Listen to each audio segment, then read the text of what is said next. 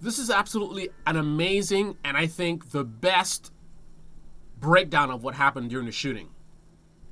But CNN still got some key details wrong. I'm going to point them out to you. Day. A home surveillance camera captures a moment Renee Good pulls up in a maroon-colored Honda SUV 4 minutes before the shooting.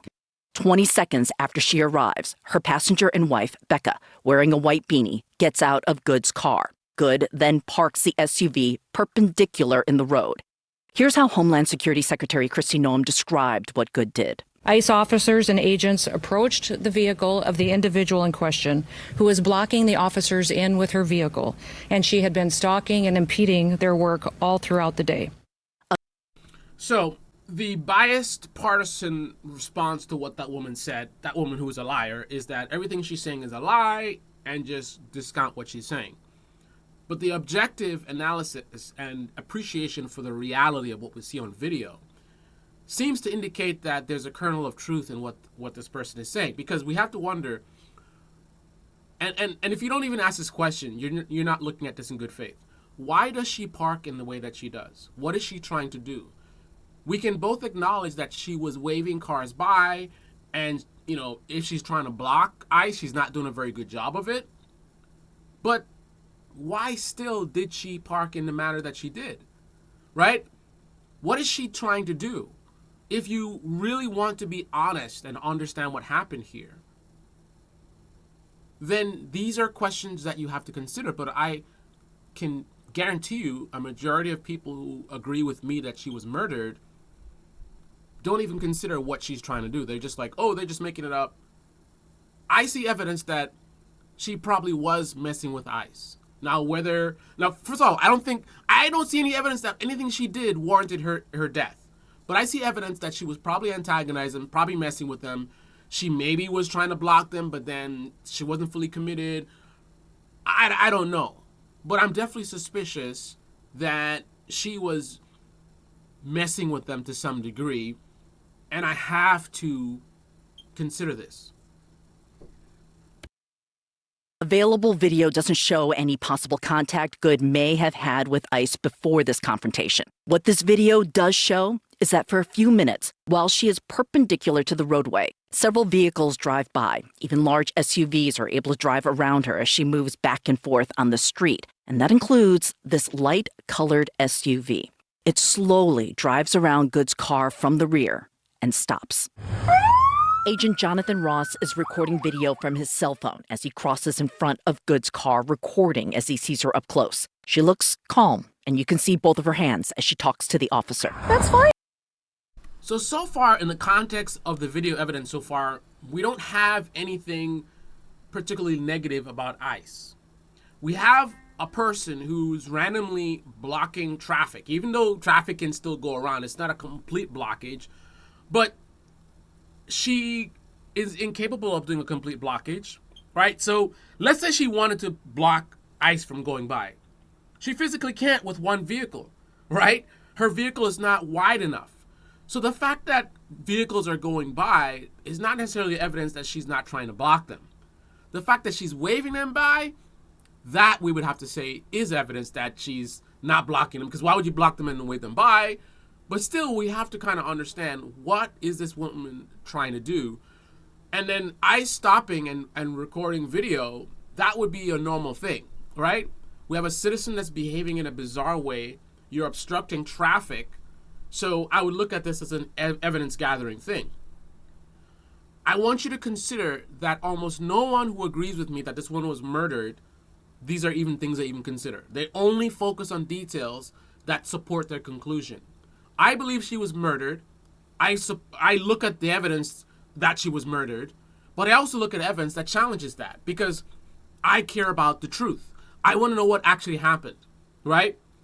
I believe she was murdered. I want to know if I'm right about that, which requires me to analyze both things that support her being murdered and things that support that maybe the shooting was justified. Now, when I do the full analysis, I come to the conclusion that the shooting was not justified, but to get there, I look at the full scope of what happened, and I look at what actually is seen in the video. I'm not just making stuff up. Dude, I'm not mad at you. Renee Good's wife, Becca, who had been the passenger in the car, approaches. Cell phone cameras on the street start recording as Ross walks around Good's car with Good's wife following. I said go get yourself some lunch, big boy. Go ahead. Renee Good backs her car up as the agent walks around the front of the vehicle. At the same time, I just watched a video where a guy said that this woman's wife taunted the ICE officer, and at that moment he grabbed his gun. Even though on video we can clearly see he does not grab his gun. He just switched hands. Now, the switching hands to me is evidence that, you know, he felt a little threatened or intimidated. I mean, she did say, come at me, right? Again, if you're being honest, someone saying, come at me, that's kind of a threatening gesture. Now, this woman doesn't look like a threat. She doesn't look like a terrorist. So you have to consider that. But also, just with training and whatever, someone's saying stuff like this and you don't know what they're up to. You don't know if they're armed or whatever. I would say he should have had the phone in his left hand from the beginning, right? As a law enforcement officer, you're dealing with situations like this, you should always be at the ready. You never know what's going to happen. So the fact that he had his hands, you know, he has his shooting hand in the holding the phone, that was bad to begin with. But the bottom line is, in the video, we do not see him grab the gun at that moment, but someone made a video saying, it was at this moment that he grabbed the gun. Like, no evidence to show that. People are just making stuff up. time on the other side, two more agents approach. One tries to open the door as Good. So now with seeing more evidence, at first I was saying, why were they messing with her? But now with the more evidence that we're seeing, I hesitate to question that, because this woman is literally blocking traffic. You can see there's tons of space in the back. She could back out of the way. So she's intentionally obstructing traffic. She's not making a U-turn. It's a one-way street. There's no turn to be made there. So what else do you think she's doing other than blocking traffic? She's obstructing traffic. If you or I were to do what she's doing and a law enforcement person came by, do you think that something other than what we see happening right here would happen? Now, I will make one slight adjustment. The getting out of the vehicle thing, maybe not necessarily. But some officers do behave in this way. Most officers would approach you and say, what are you doing? They talk to you. Like, what are you doing? Move the vehicle. They'll tell you, you're blocking traffic, get out of the way. And if they're going to give you a ticket, they might tell you to move the vehicle so you can be safely out of the way so they can give you a ticket. But the thing would be talking to you, maybe focusing on getting you out of the way, so move your vehicle. Ma'am, back up, something, as opposed to get out of the vehicle. So approaching a vehicle and quote-unquote messing with her, at first I thought, okay, they're wrong. Now I say, no, that's actually appropriate. However, a little bit aggressive in terms of getting out of the vehicle, right? Her vehicle's already obstructing traffic. If she gets out of the vehicle's going to be obstructing traffic for a longer time. As a law enforcement person, the priority should be to remove the obstruction, right? Now, if she's a crazy person and she's firing shots or she's threatening people or whatever it is, then that's different. You want to get out of the vehicle as soon as possible because you don't want this crazy person behind the vehicle. Maybe she's going to do something crazy, right? But that's not the situation we have here. So it should be, ma'am, get out of the way, move your vehicle. But instead, it's get out of the vehicle. For what reason? I don't think obstructing traffic is an arrestable offense, right? Again, we're looking at the full perspective, the full scope. We're not just focusing on what narrative we want to believe is true, right? I give the officers everything that belongs to them, right? I give the woman, the victim, everything that belongs to her, right? Anything supports the ISIS argument, I recognize it. I don't ignore it. I don't ignore stuff that goes against what I believe to be true. I am paying attention to the full scope, the full perspective, the full context of what's happening here. Backs up. Good's vehicle starts moving. From Ross's cell phone video, you see Becca, the woman in the white beanie, trying to get into the car again. You also see Renee Good turning the steering wheel to the right. So this is something that some people focus on. that we can, as backseat drivers, see that she's turning the wheel to the right, which would be going away. And actually, ironically, it's going towards the officer in the beginning because he starts on that side. So he's on the right side of the vehicle and she's turning towards him, actually, right? But people focus on she's turning to go away from him, which will be true eventually when he ends up on the other side. But the thing about it is, we don't know what he's looking at, right? And in this situation, there's a lot of stuff going on, and there's an effect called tunnel vision, right? And this is a guy that had an incident before with a car. He got dragged or something like that. So we don't know what's going on in his head. But we can't sit here and watch a video and say, oh, you can clearly see she's turning the wheel. We don't know what the guy can see. There's enough evidence in the video that incriminates this guy that we don't need to go above and beyond and try to act in an unreasonable manner, such as expecting this guy to be fully aware of every single thing that's going on. If he was fully aware of everything that's going on, he wouldn't later on in the video go, oh, and then drop his phone and then pull his gun out. Clearly the guy was startled. Clearly this idiot moron who was being reckless by endangering his life by walking in front of a vehicle like this, clearly he wasn't paying attention. So he probably didn't notice which way she was turning the steering wheel. The guy's a moron. And I think most people who agree with me that she was murdered would agree that this guy's a moron, but yet they want him to behave like he's not a moron. A not moron would be fully aware of his surroundings and wouldn't be standing in front of the vehicle in the first place, but would definitely see the steering wheel, right? Because they're watching every single detail. Like, that's the professional. But if you agree with me that he's a moron, then why you expect him to behave like a professional and seeing all these details, right? A moron wouldn't see all the details, wouldn't be watching every single thing. A moron would be focused on, let me try to get a good angle with my camera. I want to get this good video. I want to post it on social media, right? That's what a moron would be doing, right? And while you're busy distracted, you don't see the vehicle moving towards you. You don't see that she's turning away from you. You don't comprehend what's really going on because you're an idiot.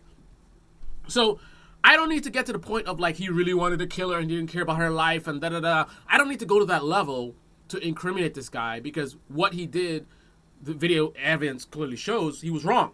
And this was murder in my view, right?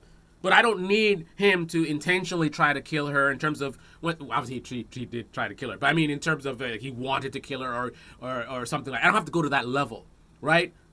It's easy to simply point out the fact that he is required by policy to move out of the way of a moving vehicle as opposed to using lethal force. So he's violating policy.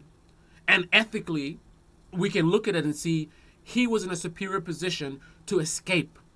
A SUV that is moving at less than 1 mile per hour has a horrible turning radius.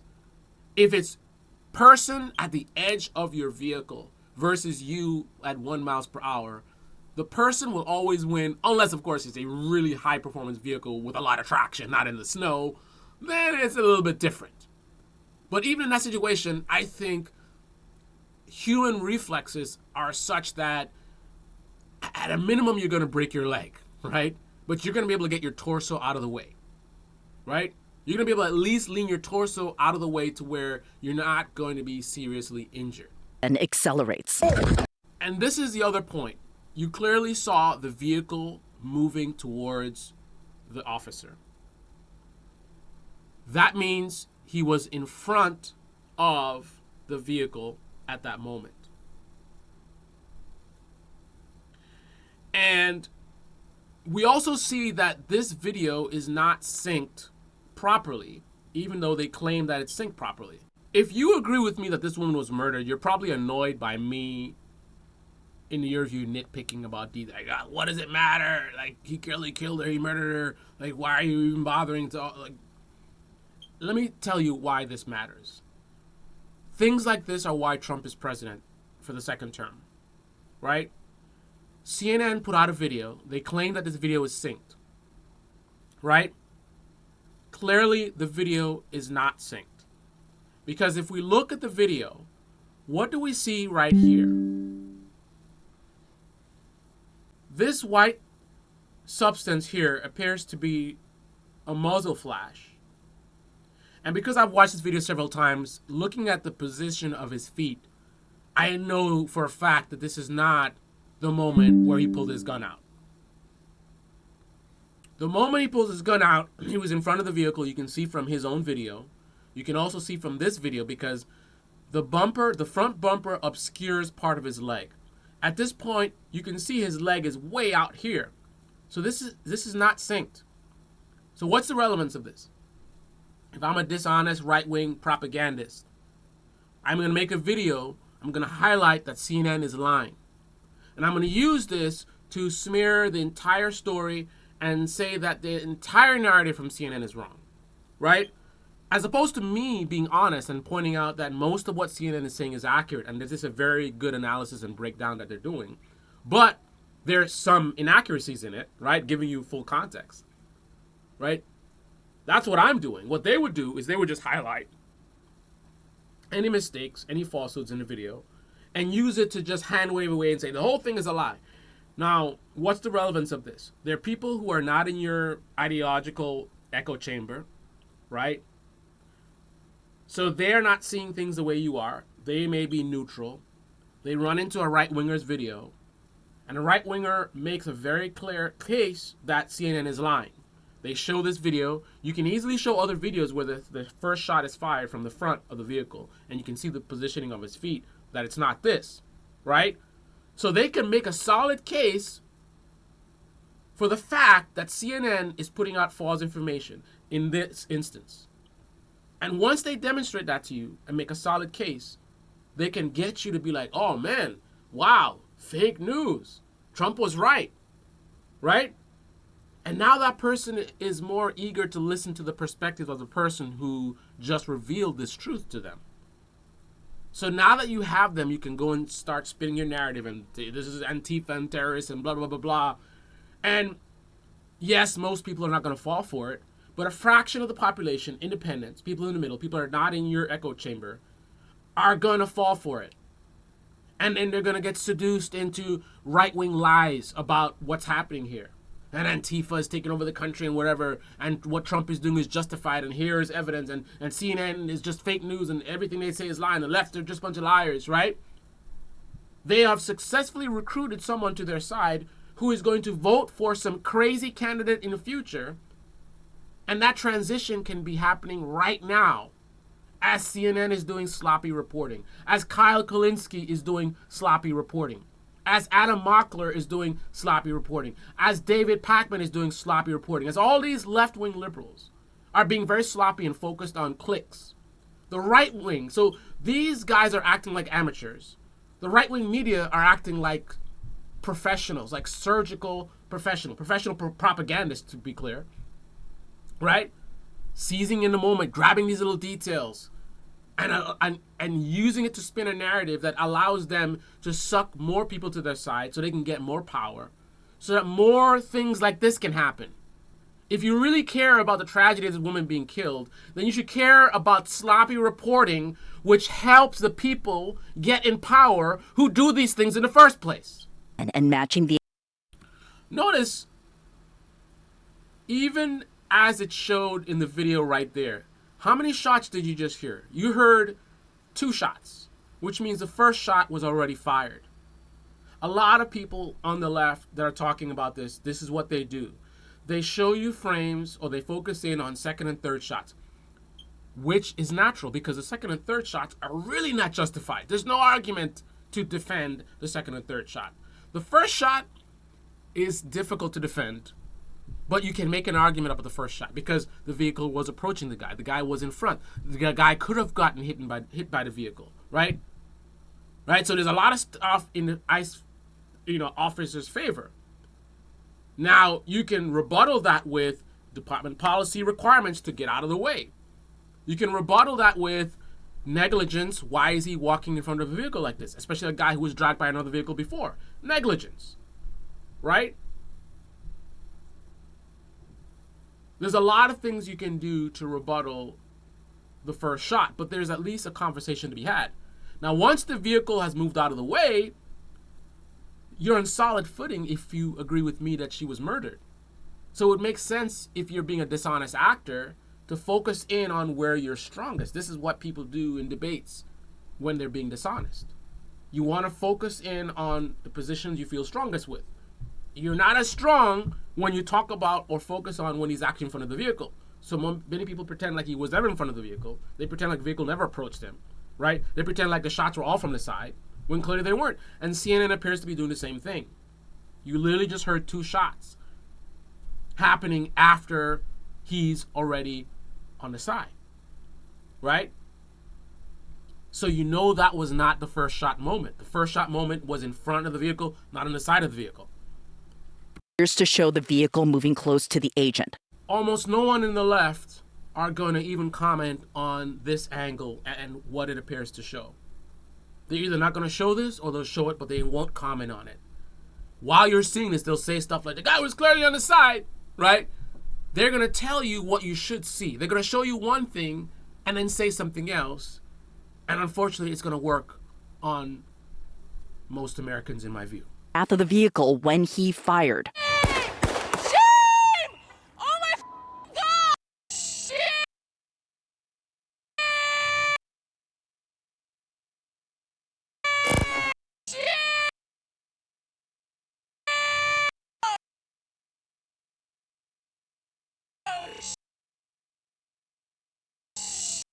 So I would say this is one of the best breakdowns of this incident. And it's interesting that it's coming from the boogeyman, the mainstream media, the media this and the media that. Now, don't get me wrong, CNN is trash, but I just love it when people that are even more trash love to talk about mainstream media, when mainstream media is far better than what they're doing. Case in point. They definitely made some mistakes for sure, but they at least took this seriously, and it wasn't half-assed like a lot of these YouTubers that are just jumping on trying to get clicks. Oh, crazy ice this, right? They at least made an effort to try to break this down to really see what happened. I think they do have a bias, which is supporting their audience perspective. A lot of liberals watching this are going to be against ICE. So I don't see them really going the full mile to flesh out the officer perspective as much as the perspective of the victim. They definitely go a lot further than independent media. Most of the independent media folks did, but they don't go the full mile to really give the full perspective.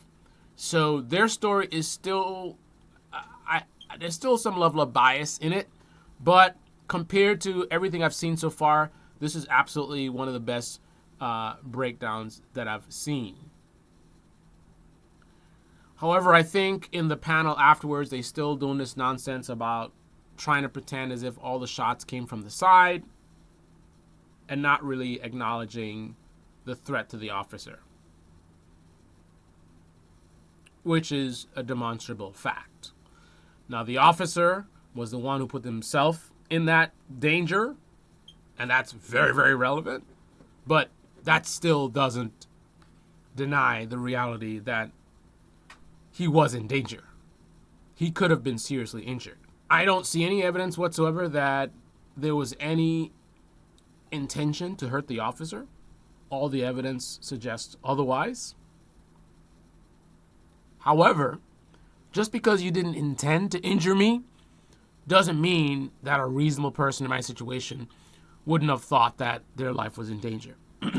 For example, let's say I'm pranking a friend and I pull out a fake gun and aim it at them. I have no intention of killing them, right? But if my friend doesn't recognize that it's me and recognize that it's a prank, a reasonable person in that situation might think it's a real gun and someone's trying to kill them, and they might respond by trying to defend themselves. So in that situation, if that person shoots the friend doing the prank, you can't focus and argue like, oh, he wasn't even trying to kill him.